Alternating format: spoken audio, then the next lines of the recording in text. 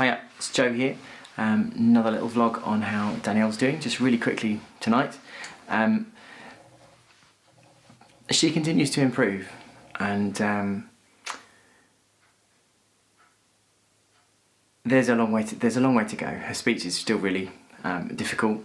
She finds it quite stressful trying to communicate, and I think that's understandable because it is really difficult for her, particularly when it's noisy, or if there's if someone's speaking fast, or they have an accent, an unfamiliar accent, or if they have if there's lots of noise. She does find it really difficult, and I think that's quite natural, really. That as it starts to come back, she needs that sort of clarity, really.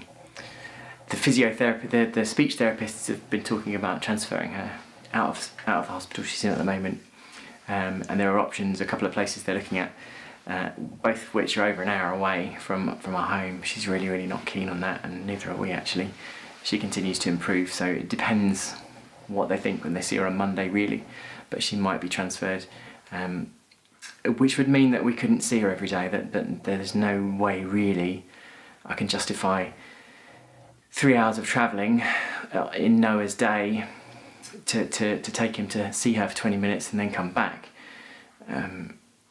every day, and that's the reality of it, really, is that it would be, at least 2-3 hours of travelling to see her every day, and that's not something really any of us is prepared to do. And I think that means that if she were to be transferred somewhere like that we just wouldn't see her, which would be awful. So Danielle is not interested in that at all.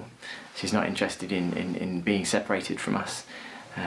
She's convinced that she's making enough progress as it is, and we need to just talk to the speech therapists about what the options are. And I think they recognise that it's that would be an incredibly difficult option, but at the same time, the places that they're talking about are more specialist in terms of the speech therapy that they can offer.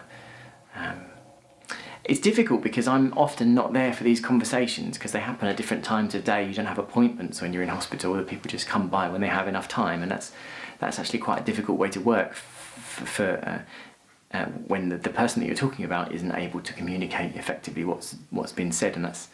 And one of my frustrations is not really having the opportunity to be in the discussion. You should regularly be in the discussion, unless I happen to be there when one of the professionals comes past, one of the therapists or the doctors actually come to see Danielle, and that's something that's difficult to do, difficult to predict, because they don't themselves know. They come when they're available, when they have a chance to do the work, just by the very nature of it. I do understand, but it is really frustrating from my point of view, not being able to be involved in that, not really knowing the thinking behind things, because it's difficult enough for Danielle to communicate what's actually happening, let alone why it's happening. So that's my frustration. Hopefully they'll see that she's made enough progress on Monday to keep her here at least. I don't know when she'll be ready to come home. They still haven't got to the bottom of why it happened in the first place. I think they want to do the echocardiogram that goes down the esophagus first before they allow her home, and they want a bit more clarity as to what caused it and how they can prevent it happening in the future. So it's a waiting game for now, really, and I don't think that sits well with Danielle. She's not good with not having a clear plan about what's going to happen, and she's in a really sucky situation. It's a nice hospital, there are nice staff there, and we're close by and we see her every day, but it still sucks, It sucks to not wake up in your own bed. We are eternally grateful for how lucky she was to survive this, and how she had, incredible treatment from the get-go.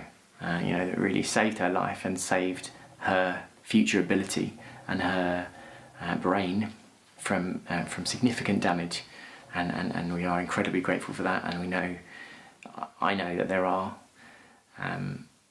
many people who haven't been so fortunate, haven't been as fortunate as Danielle has, and who sadly die, or who have a significant deficit for the rest of their life in terms of their brain function. So we are incredibly grateful for that, and really thankful again for all the kindness that you have shown us, and cards and well wishes and gifts, and people starting to visit Danielle now, which is lovely. She's up to that now.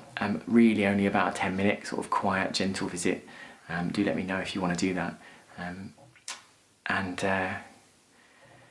We thank you again for your kindness, and we look forward to the future. Whatever that looks like. I promised Danielle today that we would have more adventures together, and that doesn't necessarily mean we're going to fly off around the world, because I ain't got the money. But it means we're going to have adventures. We're going to do interesting and odd things, I think, together as we go forward in our lives, and live every moment as much as possible. Do have a lovely week and a lovely day, and hug the people that you love. Take care. Bye.